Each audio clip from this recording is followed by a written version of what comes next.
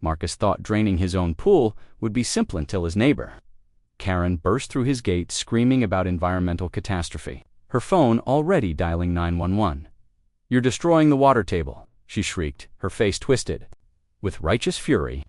But as the sirens wailed closer and the city inspector arrived with handcuffs, Marcus realized this wasn't about water tables at all. Karen had been watching, waiting, planning in.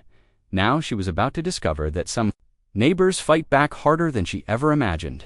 The October sun beat down mercilessly on Marcus Rivera's backyard as he stood beside his neglected swimming pool, wrench in hand.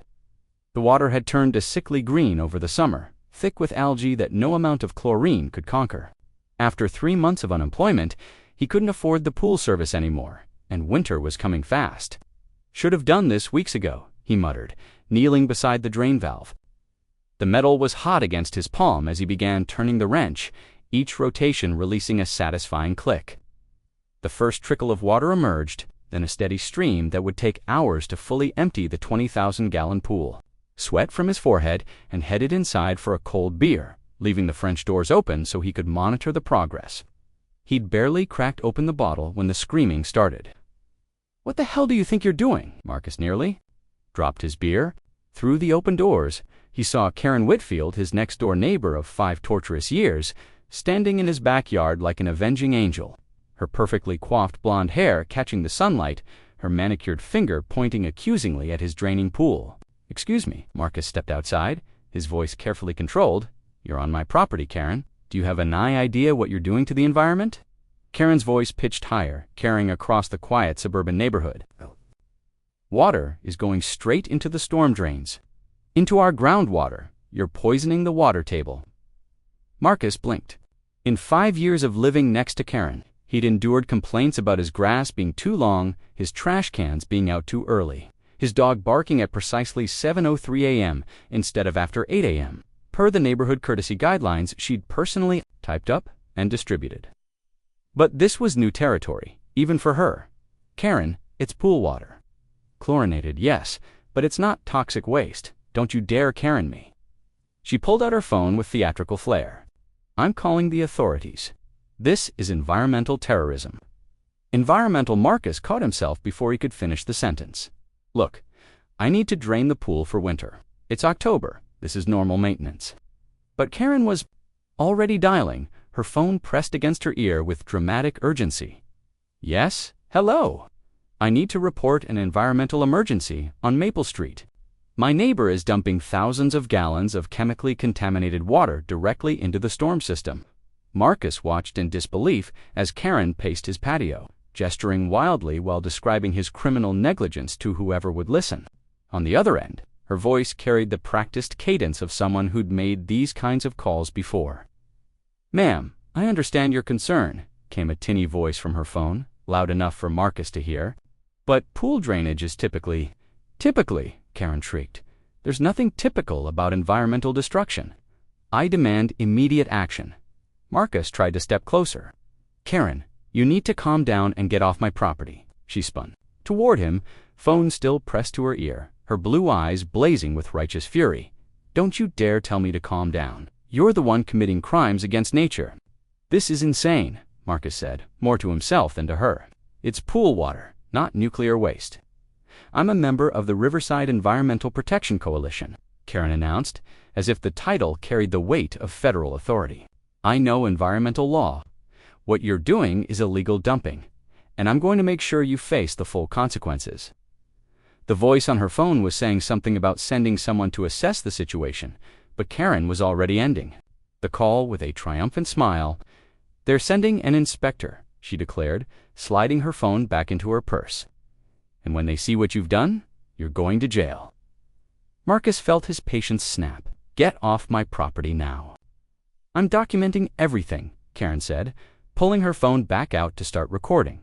"Every word, every threat. This is all going in my report." "What threat?" "I asked you to leave my yard. Your aggressive tone, your intimidation, tactics, it's all part of the pattern." Karen held the phone higher, making sure to capture his face. The authorities need to see what kind of person they're dealing with. Marcus realized with growing dread that Karen had done this before. The practiced way she'd made the call, the terminology she'd used, the immediate pivot to recording him. This wasn't spontaneous neighborhood outrage. This was calculated. "How many times have you done this?" he asked. Karen's smile turned predatory. "Done what? Protect our community? From environmental criminals, as many times as necessary." The sound of approaching sirens cut through the afternoon air. Not one vehicle, but multiplied the distinctive wail of emergency services, responding to what they'd been told was an environmental emergency. Marcus felt his stomach drop. "You called 911 for pool drainage?" "I called 911 for illegal dumping," Karen corrected, her voice suddenly calm and controlled, "which is exactly what this is." The first vehicle to arrive wasn't police or fear, it was a white truck with Riverside Environmental Services emblazoned on the side. Behind it came a police cruiser, followed by what looked like a hazmat response vehicle. Jesus Christ. Marcus breathed. Karen straightened her shoulders and walked toward the gate to greet the arriving officials, her entire demeanor shifting from neighborhood hysteria to concerned citizen. Marcus watched her transformation with growing unease. Was a performance she'd clearly perfected. "Thank you for responding so quickly," Karen called out as a man in a khaki uniform approached with a clipboard. "I'm Karen Whitfield, and I'm the one who reported this environmental emergency." The inspector, a tired-looking man in his 50s, named Rodriguez according to his badge, surveyed the scene. His eyes moved from the draining pool to Karen's expectant face to Marcus's obvious confusion. "Ma'am, you reported illegal dumping of contaminated materials." "That's correct," Karen said, pointing dramatically at the pool. Thousands of gallons of chemically treated water being dumped directly into the storm drain system. No permits, no environmental impact assessment, nothing. Rodriguez walked over to examine the drain setup, then looked at Marcus. "Sir, is this your pool?" "Yes, and I'm draining it for winter maintenance," Marcus said, trying to keep his voice level. "This is standard procedure." Standard procedure would involve proper disposal methods," Karen interjected, "not direct environmental contamination." Rodriguez knelt beside the drain, then followed the water's path toward the storm drain at the curb. Marcus watched the inspector's expression, trying to read whether this was actually a problem or just Karen's latest crusade. "Sir," Rodriguez said, standing up and brushing off his knees, "I'm going to need to see your permits for this drainage." Operation Marcus felt the ground shift beneath him. "Permits for draining my own pool." Karen's smile was radiant with vindication. "That's what I thought. No permits, completely illegal." "Hold on," Marcus said, his voice rising. "I need permits to drain my own pool on my own property." Rodriguez consulted his clipboard. "For pools over 15,000 gallons being drained directly into municipal storm systems, yes, sir." Environmental Protection Ordinance 847B, enacted last year. The world seemed to tilt. Marcus stared at the inspector, then at Karen's triumphant face, then back at Rodriguez. "I never got any notice about needing permits." "Ignorance of the law isn't a defense," Karen said sweetly, "especially when it comes to environmental crimes." Rodriguez was writing something on his clipboard. "Sir, I'm going to have to issue you a citation and order you to cease this drainage immediately until proper permits are obtained." "But the pool will freeze," Marcus protested. "The pipes will burst. It'll cost thousands to repair." "Should have thought of that before you decided to break environmental law," Karen said. Rodriguez tore a sheet from his clipboard and handed it to Marcus. The citation was for $2,500, with additional fines possible pending further investigation. Marcus stared at the paper, his hands beginning to shake not from fear, but from pure rage. 5 years of Karen's escalating harassment had led to this moment, this perfectly orchestrated trap. "There's more," Rodriguez said, his voice taking on an apologetic tone. "Given the volume of water involved and the direct connection to the municipal system, I'm required to escalate this to criminal environmental enforcement." As if on cue, the police officer who'd been standing silently by his cruiser approached with handcuffs gleaming in the afternoon sun. "Marcus Rivera," the officer asked, "I'm placing you under arrest for violation of municipal environmental protection ordinances." Karen actually clapped her hands together as the handcuffs clicked around Marcus's wrists. But as the officer began reading his rights, something shifted in her expression, flicker of uncertainty, as if she'd just realized she'd pushed too far this time. Marcus looked directly at her as the officer guided him toward the Riverside County Jail holding cell smelled like disinfectant and despair. Marcus sat on the metal bench, still processing the surreal events of the afternoon. Environmental terrorism, criminal charges, all for draining his own pool. The booking process had been a nightmare of paperwork and humiliation. His mugshot would probably end up on Karen's refrigerator like some twisted trophy. But as the hours passed in the sterile cell, Marcus's shock transformed into something more dangerous: gold, calculating fury, Rivera. The guard's voice echoed. Off the concrete walls, you made bail. Marcus looked up, confused. He hadn't called anyone yet. Through the reinforced glass of the cell door, he saw a woman in an expensive suit talking to the desk sergeant. She was young, maybe 30, with sharp features and the kind of confidence that came from winning cases others couldn't. Marcus Rivera, she asked as he was released. I'm Sarah Chen, attorney with Blackwood & Associates. Your neighbor, Mrs. Patterson, hired me. Mrs. Patterson, the elderly widow who lived across the street. Marcus barely knew her beyond polite waves, but apparently she'd been watching today's drama unfold. She saw your arrest, Sarah continued as they walked toward the exit. She's concerned about what happened to you, and frankly, she's had her own issues with Karen Whitfield. They stepped into the parking lot, and Marcus breathed in the evening air like a drowning man. I can't afford a lawyer right now. I just lost my job 3 months ago. Pro bono, Sarah said, opening her car door. Mrs. Patterson is covering expenses, and I specialize in cases involving municipal overreach. What happened to you today? That's exactly the kind of case I live for. As they drove back toward Maple Street, Sarah explained what she'd already discovered in the few hours since his arrest. Environmental Ordinance 847B was passed 14 months ago, she said, navigating through traffic. Know how many people received notice? 0. It was buried in a municipal code update that nobody publicized. You're not the first person caught. Off guard, Marcus felt a flicker of hope, so the charges might not stick. Oh, they'll stick if we don't fight them. But here's where it gets interesting. Sarah pulled into his driveway, where crime scene tape still fluttered around his pool area like some macabre party decoration. I pulled the records on who's filed environmental complaints in the past year. Want to guess who's made 6% of all reports? Karen. Karen Whitfield has filed 43 environmental complaints in 12 months. 26 were dismissed as frivolous. 11 resulted in citations that were later overturned. 6 are still pending. Tara's eyes gleamed with professional interest. Your neighbor has been weaponizing environmental law as a harassment tool. They sat in the car for a moment, watching Karen's house. Her living room curtains twitched. She was definitely watching them. There's more, Sarah continued. I did some digging into Karen's background. She's not just some concerned citizen. She was fired from the county environmental office 3 years ago for filing false reports and misuse of resources. Marcus turned to stare at her. She used to work for the government, environmental compliance officer. Lost her job when they discovered she'd been using her position to settle personal vendettas. Guess what her specialty was? Water table contamination. Bingo! She knows exactly which regulations exist, how to report violations, and which inspectors will respond without asking too many questions. She's been running a one-woman campaign of environmental extortion. Marcus looked at his house, at the pool where this nightmare had started. So what do we do? Sarah smiled, and it wasn't entirely pleasant. We investigate the investigator, and we start with her other victims. The next morning, Sarah arrived with a stack of files and a laptop. They set up in Marcus's kitchen, the crime scene tape outside, serving as a constant reminder of what Karen had done to his life. I've identified 6 other homeowners Karen has targeted in the past year, Sarah said, spreading photographs across the table. Same pattern every time she files environmental complaints.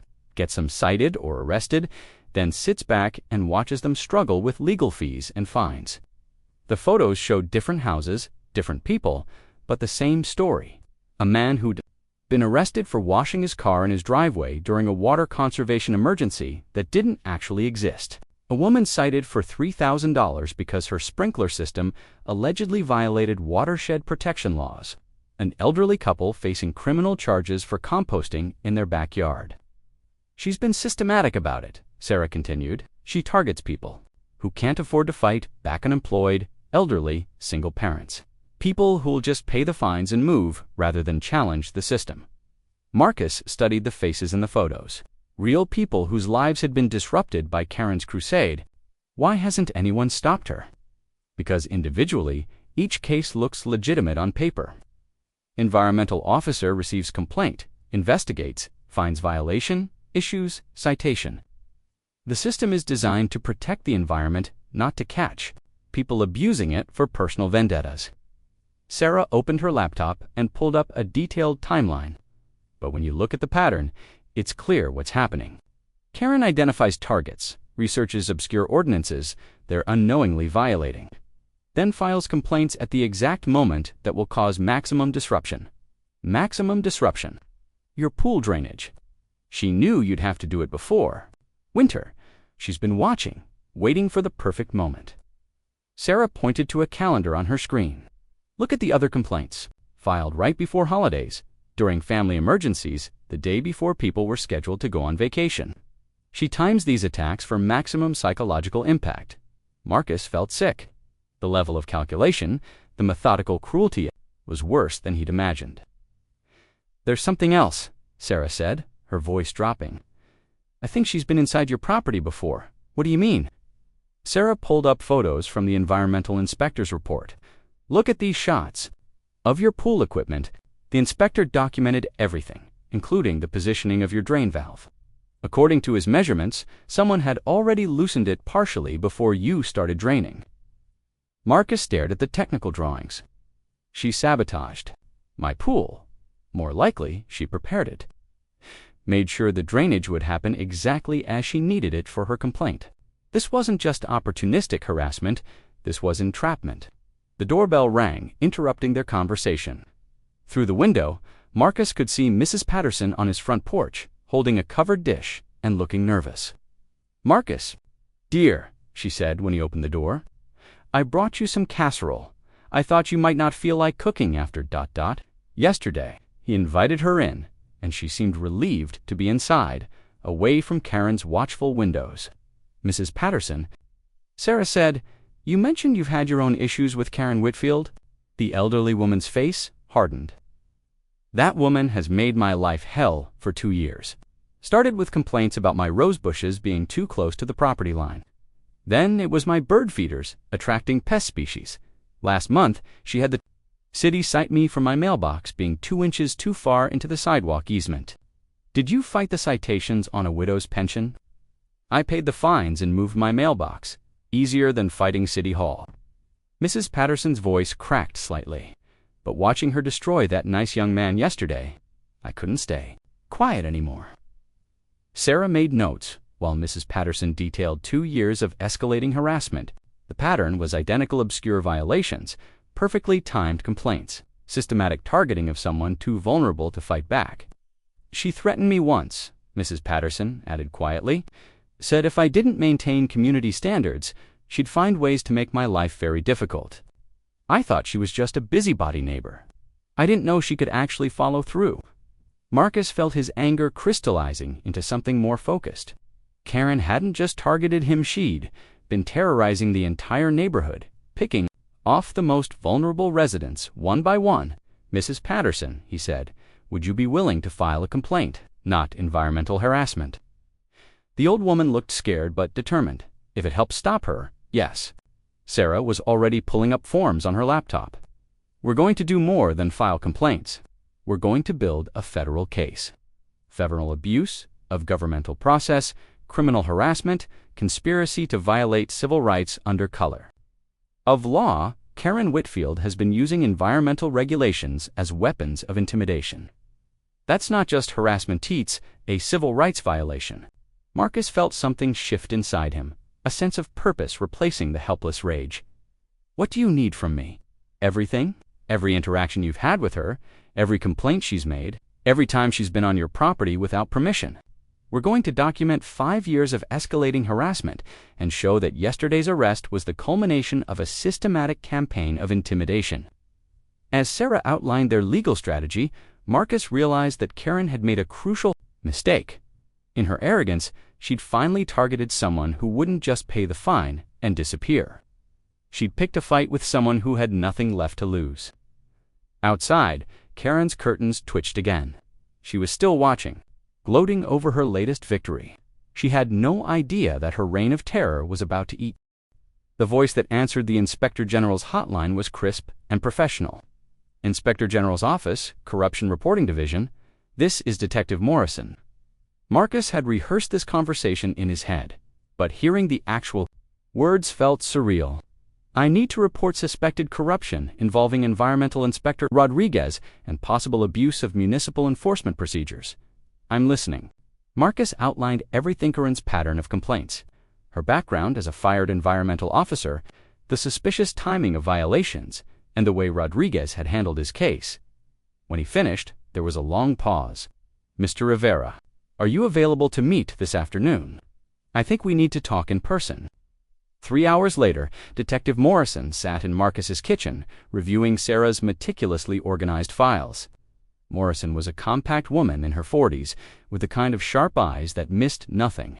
She'd been investigating municipal corruption for 8 years, and something about this case had immediately caught her attention. Rodriguez has been flagged before, Morrison said, flipping through the complaint records. Internal Affairs received 2 anonymous tips last year about him fast-tracking certain environmental citations without proper investigation. Anonymous tips, Sarah asked. Someone claimed he was taking money to expedite cases. We investigated, but couldn't prove anything. The complaint patterns looked random. Morrison held up Karen's file. But this changes everything. If Whitfield has been coordinating with Rodriguez to target specific individuals, that's criminal conspiracy, Sarah finished. Morrison nodded grimly. Abuse of office, extortion under color of law, criminal harassment. We're talking federal charges, if we can prove coordination. Marcus felt a chill of satisfaction. What do you need from us? I need you to be arrested again. The room went silent. Excuse me? Sarah said. Morrison leaned forward. Hear me. Out Whitfield is going to file another complaint. People like her always escalate when their first attack succeeds. When she does, we'll be ready. Surveillance, recording equipment, the works. We'll catch her and Rodriguez in the act of coordinating false charges. Absolutely not, Sarah said immediately. My client isn't bait. Your client is the key to stopping a conspiracy that's destroyed dozens of lives, Morrison countered. Look at these files. 68 families have been targeted by fraudulent environmental complaints in the past 18 months. The fines alone total over $400,000. That's money stolen from families who couldn't afford to fight back. Marcus stared at the stack of victim files.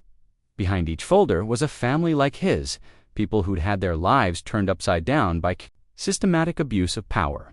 What would I have to do? He asked, ignoring Sarah's sharp look. Be yourself. Continue draining your pool wheel. Get you temporary permits to make it legal. When Whitfield files her next complaint, act surprised, act angry. Let her escalate. We'll record everything. This is insane, Sarah protested. You're asking him to deliberately provoke someone who's already demonstrated she'll have him arrested. I'm asking him to help us catch criminals who are hiding behind badges and environmental law to terrorize innocent people. Morrison replied, This is bigger than pool drainage. Counselor, this is organized corruption. Marcus thought about Mrs. Patterson, terrified in her own home, the faces in the victim files. The systematic way Karen had orchestrated his humiliation and arrest. I'll do it, Sarah started. No, she's right. If I don't stop this, Karen will just move on to the next target.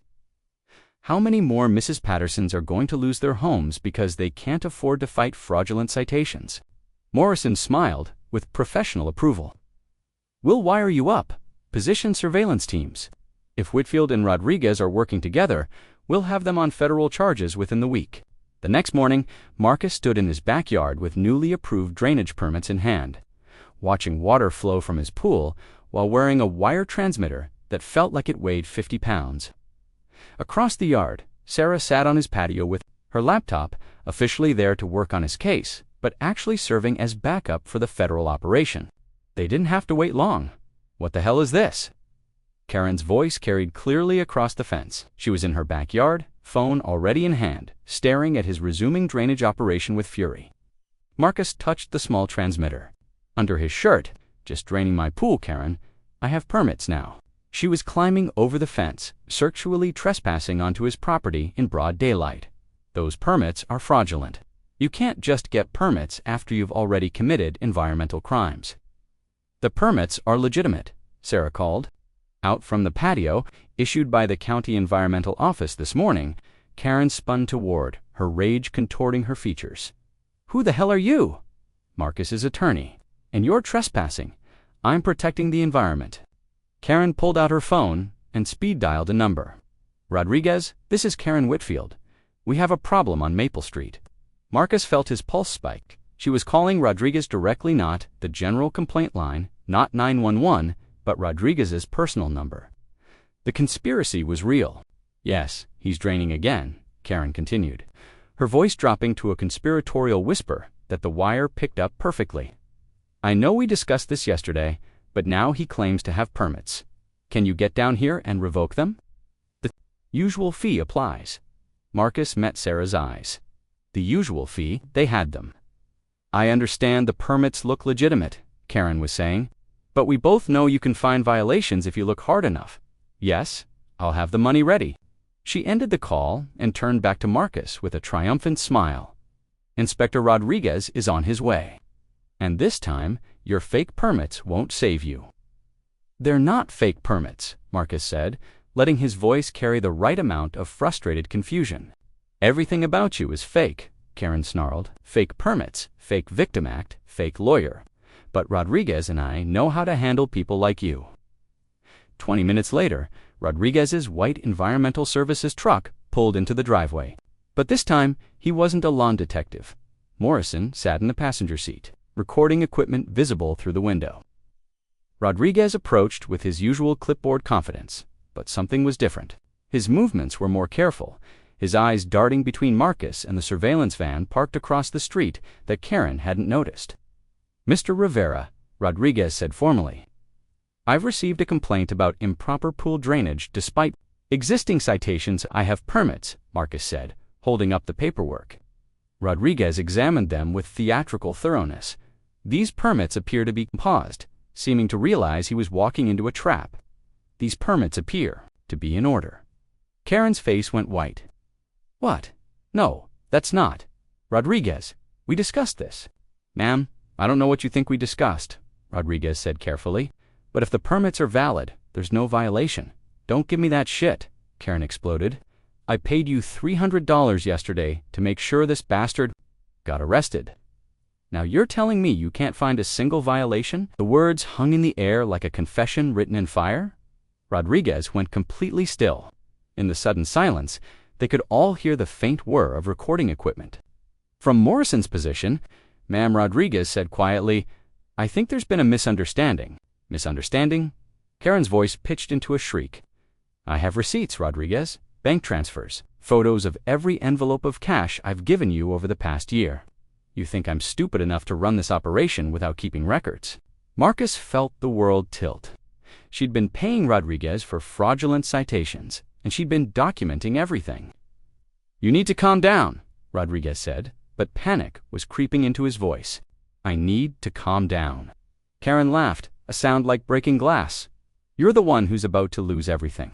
I've got documentation of every case we've worked together, every fake citation, every trumped-up violation, every family we've destroyed for money." She pulled out her phone and started scrolling through photos. "Look at this. Every payment, every case number, every family that couldn't afford to fight back. We made over $50,000 in the past year alone."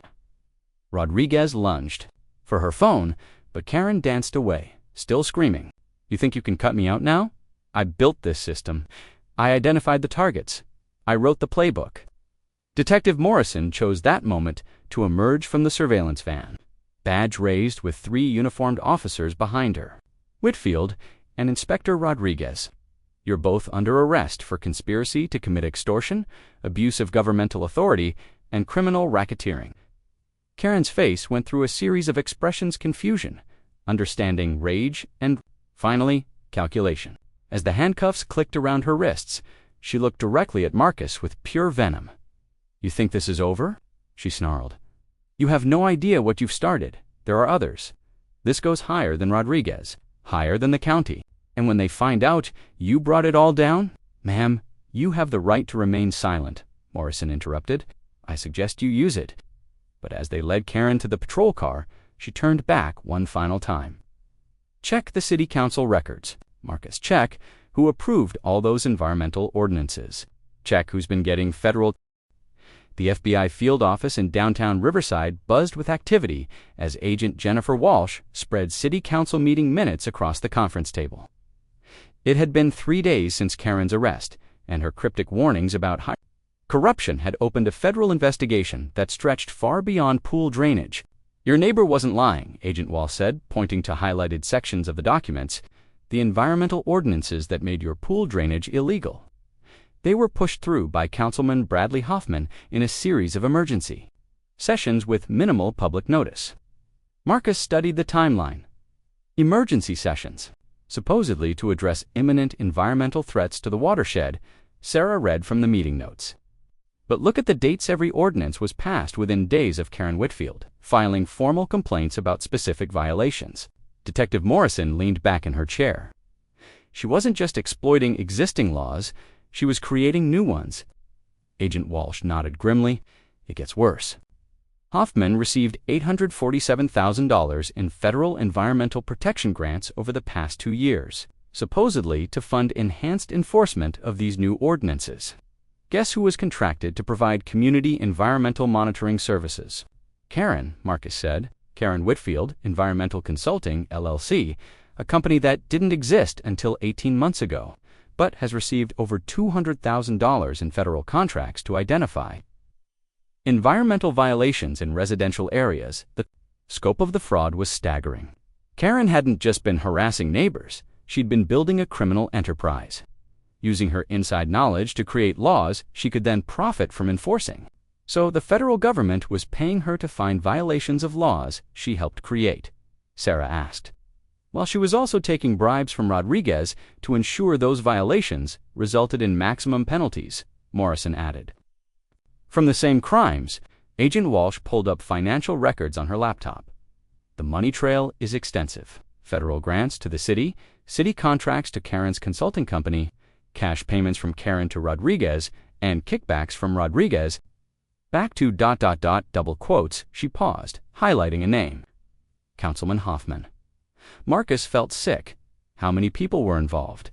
We're still unraveling it, but at minimum, Karen Rodriguez Hoffman, and at least 2 other city council members who voted for the emergency ordinances. Possibly federal grant administrators who approved funding without proper oversight. The conference room door opened, and a young agent entered with urgent energy. "Agent Walsh, we have a problem. Hoffman's disappeared." "What do you mean, disappeared?" "His office says he's on vacation, but his house is cleaned out. Neighbors saw moving trucks 2 days ago. His bank accounts were emptied yesterday morning." Agent Walsh cursed under her breath. He ran. As soon as Karen was arrested, he knew it was over. "There's more," the young agent continued. "We found communications between Hoffman and someone in the federal EPA grant office. Looks like they were coordinating on which communities to target for enhanced environmental enforcement." Marcus stared at the agent. Target communities. Low-income neighborhoods, areas with high elderly populations, places where people couldn't afford to fight back. They were systematically identifying vulnerable communities and then creating environmental crises to justify federal funding. The criminal enterprise wasn't just local, it was a federal conspiracy to defraud taxpayers while destroying the lives of people who couldn't defend themselves. Sarah was reading through Hoffman's communications. "Listen to this email from 6 months ago. Kay has identified optimal enforcement zone in Riverside subdivision. Demographics suggest minimal legal resistance. Recommend expedited ordinance implementation to maximize violation discovery." "They were hunting us," Marcus said quietly. "Like predators." Agent Walsh nodded. "Your neighborhood fit their profile perfectly. Middle-class families dealing with economic stress, elderly residents on fixed incomes, recent immigrants who might not understand their rights. They calculated that you'd pay fines rather than fight." Marcus thought about Mrs. Patterson, terrified in her own home. The other families in Sarah's files, destroyed by fraudulent citations they couldn't afford to challenge. What happens now? He asked. Now we build cases against everyone involved, Agent Walsh said. But I need to warn you, H. Hoffman, in the Wind and Karen facing federal charges, there might be pressure to make you disappear too. The words hung in the air like a threat. Disappear how? Sarah asked sharply. You're the key witness who can tie everything together. Without your testimony about Karen's harassment pattern and the illegal arrest, the federal case becomes much harder to prove. Some people might prefer you not testify. Marcus felt fear creep up his spine. You think they'll try to hurt me? I think desperate people do desperate things. We're offering witness protection if you want it. Before Marcus could respond, his phone buzzed with a text message from an unknown number. You should have minded your own business. Some pools are deeper than you think. Agent Walsh took one look at the message and immediately called for additional security. We're moving you to a safe house now. The safe house was a nondescript apartment in a complex 40 miles from Riverside. Marcus sat by the window, watching federal agents position surveillance equipment while Sarah worked on legal documents. At the kitchen table, the grand jury convenes next week, she said without looking up. Your testimony will be crucial for the racketeering charges. Marcus barely heard her. He was thinking about the text message, about Karen's final words, about Councilman Hoffman's sudden disappearance. Sarah, what if we missed something? What do you mean? Karen was too confident even when she was being arrested. Like she knew something we didn't. Sarah looked up from her papers, such as Marcus's phone buzzed again. Another text from the unknown number. Check your house. His blood went cold. They want me to go home. Agent Walsh, who'd been monitoring communications from the next room, appeared instantly. No, absolutely not. That's obviously a trap. But Marcus was already moving toward the door. What if they've done something to my house, Marcus? Stop. Agent Walsh blocked his path. We'll send a team to check your property. You're not leaving this safe house. 20 minutes later, Agent Walsh's radio crackled with urgent voices. Through the static, Marcus heard words that made his stomach drop. Fire department, total loss, ... possible arson. His house was burning. Agent Walsh ended the radio communication and looked at Marcus with professional sympathy. I'm sorry. The fire department is on scene, but Marcus sank into a chair, staring at his hands. Everything he owned, every memory, every piece of his life gone. His phone buzzed a third time. Now you understand. Drop the charges or lose everything else you care about. But as Marcus read the threatening message, something unexpected happened. Chest and spread through his entire body. They'd destroyed his house, threatened his life. All to protect a criminal conspiracy that had terrorized innocent families for years. Marcus looked up at Agent Walsh with absolute determination. I want to testify, not just at the grand jury, at every trial, every hearing, every proceeding. I want to tell the world exactly what Karen Whitfield and her friends did to my community. Marcus, Sarah said gently, they just burned down your house. This is serious. Exactly. It's serious. They think destroying my house will make me back down. They've got this backwards. Now I have nothing left to lose. Agent Walsh studied his face. You understand the risks. I understand that if I don't stop this, they'll move to another community and do it all over again.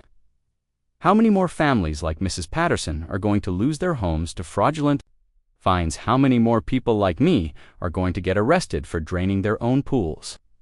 Marcus walked to the window and looked out at the city lights in the distance. Somewhere out there, Karen Whitfield was sitting in federal detention, probably still believing she could intimidate him into silence. She was about to learn how wrong she was. Agent Walsh, Marcus said, turning back to face the room, I want to go on the record. All of it. Every detail of Karen's harassment, every fraudulent citation, every family that was targeted. I want to make sure this conspiracy dies with these arrests. His phone buzzed one final time. Last warning. Marcus deleted the message without reading it fully and handed his phone to Agent Walsh. No more warnings, he said. No more threats. No more hiding. It's time to end this. Outside federal agents were already positioning additional security around the safe house. But Marcus wasn't thinking about protection anymore. He was thinking about justice. And tomorrow, the real fight would begin. 6 months later, Marcus sat in the federal courthouse witness stand facing a packed courtroom. The case had become a media sensation. The pool drain conspiracy, as reporters called it, drawing national attention to municipal corruption and environmental fraud. In the defendants section, Karen Whitfield looked remarkably different from the imperious neighbor who'd once terrorized Maple Street. Federal detention had stripped away her polished veneer, leaving a hollow-eyed woman in an orange jumpsuit, who seemed to have aged a decade. "Mr. Rivera," said Assistant U.S. Attorney Diana Vasquez, "please tell the court how this conspiracy began." Marcus had rehearsed his testimony dozens of times, but facing Karen across the courtroom brought it, all flooding back 5 years of escalating harassment, the calculated cruelty, the systematic destruction of his neighbors' lives. "It started with my grass being too long," Marcus said, his voice carrying clearly through the packed courtroom. "Karen Whitfield filed a homeowners association complaint because my lawn was allegedly 3 inches over the acceptable height." Over the next 4 hours, Marcus methodically detailed the escalation noise complaints, trash can violations, dog barking citations, and finally the environmental terrorism that had destroyed his life. The jury listened with growing horror as the pattern emerged.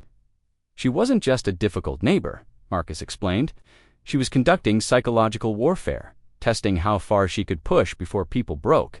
Karen's defense attorney, a sharp-suited man named Crawford, cross-examined aggressively. "Mr. Rivera, isn't it true that you had multiple legitimate violations of city ordinances?" "Yes, ordinances that were created specifically to target behaviors that were previously legal, but violations nonetheless. Violations of laws that didn't exist until Karen Whitfield convinced city council members to create them for the purpose of generating false citations." Crawford pressed harder. "You've admitted to draining your pool without permits, correct?" Marcus met Karen's eyes across the courtroom. "I drained my pool using the same method every homeowner had used for decades, until Karen Whitfield orchestrated the creation of Ordinance 847B specifically to make that action illegal." The prosecution's case was devastating.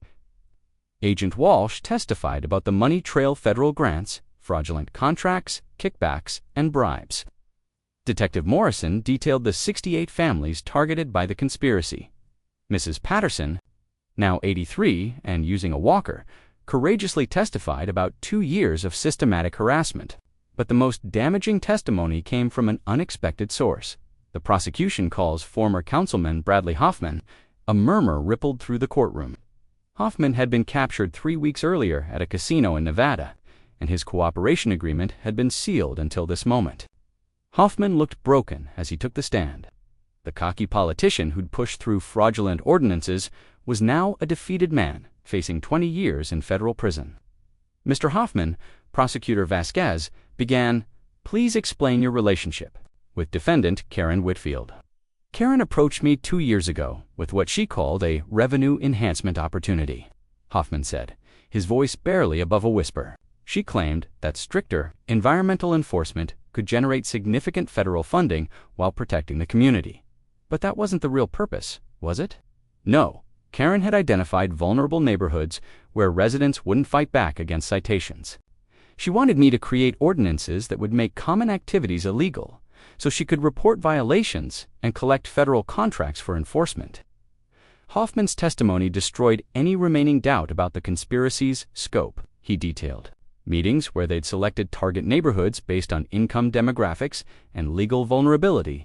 He admitted to receiving over $150,000 in kickbacks while Karen's consulting company collected federal contracts worth $500,000.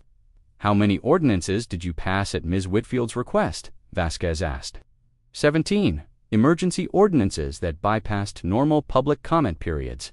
We created violations for pool drainage, car washing, composting, bird feeding, certain types of landscaping, and outdoor storage, all targeting activities that were previously legal. Yes, Karen called it creating revenue streams from regulatory compliance gaps. Marcus watched the jury's faces as Hoffman's testimony continued. Disgust, anger, and horror played across their expressions as they realized the calculated nature of the conspiracy. "Mr. Hoffman, in your opinion, was this operation designed to protect the environment or to defraud federal programs?" Hoffman's voice cracked. "It was pure fraud." We destroyed families' lives for money. Karen kept spreadsheets tracking how much revenue each family generated through fines and citations. She called it human resource extraction. During cross-examination, Karen's attorney tried to portray Hoffman as the mastermind, but the evidence was overwhelming. Karen's own documentation, the photos and financial records she'd bragged about. During her arrest proved she'd orchestrated every aspect of the conspiracy. The trial's climactic moment came when they played the recording from Marcus's backyard. Karen's screaming confession about payments to Rodriguez, her boasts about keeping documentation, her explicit admission that they'd destroyed families for money, as her own voice echoed through the courtroom, Karen finally broke down completely, sobbing as the jury heard her describe victims as revenue streams and celebrate the efficiency of targeting vulnerable populations. The jury deliberated for 3 hours. On the charge of conspiracy to commit racketeering in the first degree, how do you find guilty? On the charge of mail fraud, guilty. On the charge of conspiracy to violate civil rights under color of law, guilty. Karen Whitfield was convicted on all 18 federal charges. Inspector Rodriguez received 15 years. Hoffman got 12 years, and forfeiture of all assets obtained through the conspiracy. But the trial's most important moment came during victim impact statements. Mrs. Patterson struggled to the podium with her walker, her voice shaky but determined. Karen Whitfield stole 2 years of my life. She made me afraid to check my mail, afraid to water my flowers, afraid to exist in my own home. But she couldn't steal my dignity, and she couldn't steal my courage to stand up and say, "This ends here." One by one, 68 families told their stories. Elderly couples forced from their homes by fraudulent fines, single mothers bankrupted by environmental citations, immigrant families terrorized by officials they'd trusted to protect them. When Marcus finally spoke, he looked directly at Karen. "You thought I would be easy prey because I'd lost my job and couldn't afford to fight back. You thought wrong. Some people fight harder when they have nothing left to lose. Some neighbors fight back harder than you ever imagined." Judge Catherine Morrison, relation to Detective Morrison, delivered the sentence with obvious satisfaction. "Ms. Whitfield, you perverted environmental protection laws into weapons of personal vengeance. You systematically targeted vulnerable families and turned their government against them. This court sentences you to 25 years in federal prison without possibility of parole." Karen's final words before sentencing were a whispered apology that no one believed. As the marshals led her away in shackles, Karen looked back at Marcus one last time. The rage was gone from her eyes, replaced by something that looked almost like respect. She'd finally encountered a neighbor who fought back harder than she'd ever imagined possible. The federal investigation ultimately led to the indictment of 12 officials across 3 counties, the recovery of $2.3 million in fraudulent grants, and the establishment of new oversight procedures for environmental enforcement. Every fraudulent citation was overturned, and affected families received compensation from seized assets. Marcus stood on the courthouse steps, reporters shouting questions, cameras flashing. Sarah stood beside him, no longer just his attorney, but his friend and the architect of the legal strategy that had brought down a criminal empire. "Mr. Rivera, what's next for you?" Marcus looked out at the crowd of reporters, thinking about his burned house, his destroyed life, and the justice that had finally been served. "I'm going home," he said simply. "I'm going to rebuild my house, refill my pool, and live like a free man in America should be able to live without fear of my own government being turned against me." The crowd of supporters erupted in cheers, but Marcus was already walking away, thinking about the new house he'd build on Maple Street and the community pool parties he'd throw for all his neighbors, especially Mrs. Patterson, who'd earned the right to swim in peace. 1 year later, Marcus stood in his rebuilt backyard, watching contractors put the finishing touches on his new swimming pool. The insurance settlement from the arson, combined with compensation from the federal case, had allowed him to build something better than what he'd lost. The new pool was larger, with a deck designed for entertaining and a state-of-the-art filtration system that could drain and refill without ever touching the municipal storm system. Marcus had insisted on that feature not because he needed it, but because he could. Looking good neighbor, Marcus turned to see Tom Bradley, the new resident in Karen's old house. The federal government had seized the Whitfield property. As part of the asset forfeiture, and TEMA, retired teacher with a gentle manner, had bought it at auction. "Thanks, Tom. You coming to the pool party Saturday? Wouldn't miss it. Margaret's bringing her famous potato salad." Margaret was Mrs. Patterson, who'd sold her house to move into a senior community, but still visited the neighborhood regularly. At 84, she'd become something of a local celebrity after her courtroom testimony went viral online. The afternoon sun cast long shadows across the yard as Marcus surveyed his domain. Where Karen's fence had once stood the barrier she'd used to spy on her neighbors, there was now an open garden shared between his property and Tom's. The Homeowners Association had voted unanimously to remove all fence height restrictions and noise, ordinances that Karen had championed. His phone buzzed with a text from Sarah, heading over early to help set up, bringing champagne and the final settlement papers.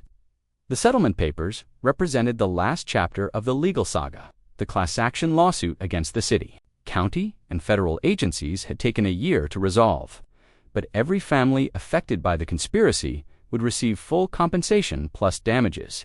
More importantly, new oversight laws would prevent anyone from weaponizing environmental regulations again. Marcus walked to his mailbox installed exactly where he wanted it. Regardless of sidewalk easement, Rulesend found a letter that made him pause. The return address was the Federal Correctional Institution in Dublin, California. Karen Whitfield had written him from prison. Marcus stared at the envelope for a long moment, then walked back to his patio and sat down to read it. "Marcus, I know you have no reason to read this, and even less reason to believe anything I say, but I need you to know that in 25 years of appeals and parole hearings, I will never claim innocence. I will never blame anyone else for what I did. I've had a year in federal prison to think about how I became the person who terrorized you and your neighbors. I told myself I was protecting property values, maintaining standards, enforcing rules that made communities better. But that was all lies. The truth is simpler and uglier. I was addicted to power, the power to make people afraid, to control their lives, to punish them for existing in ways I didn't approve of. Every citation I orchestrated, every family I destroyed gave me a rush that I chased like a drug. When I lost my job at the county, I couldn't accept that my authority was gone. So I created my own authority, my own rules, my own kingdom, where I could still make people suffer for defying me. You were never supposed to fight back. None of my victims were. I selected people I thought were too weak, too scared, too poor to challenge me. I counted on your silence and your fear. But you didn't stay silent. You didn't stay afraid. And when you fought back, you exposed something that went far beyond my personal cruelty. You revealed a system that allowed petty tyrants like me to hide behind legitimate authority while destroying innocent lives. I know this letter can't undo the damage I caused. I know 25 years in prison isn't enough to balance the scales for what I did to 68 families. But I want you to know that your courage to fight back didn't just stop MIT, stopped a system. I hope your new pool brings you joy. I hope your neighbors become friends instead of enemies. I hope you never again have to worry about someone like me turning your government against you. I hope you're happy, Marcus. You deserve that more than anyone. Karen Whitfield, federal inmate number 47291112, Marcus read the letter twice, then folded it carefully and put it in his pocket. He wasn't sure he believed her remorse, but he believed her analysis of what had happened.